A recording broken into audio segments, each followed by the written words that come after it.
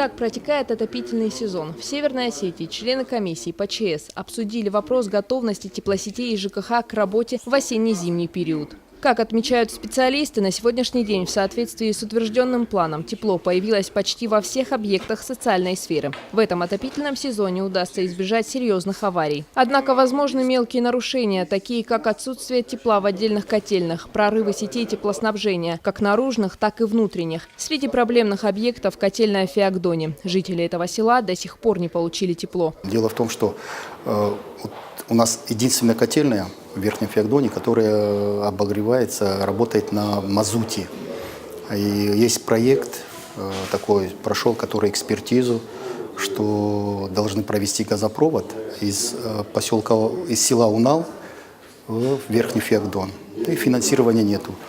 Должны были даже начать в прошлом году, в этом году, но из-за того, что у нас очень большая задолженность наших теплоснабжающих организаций за газ, более 4 миллиардов, так что «Газпром» приостановил это финансирование.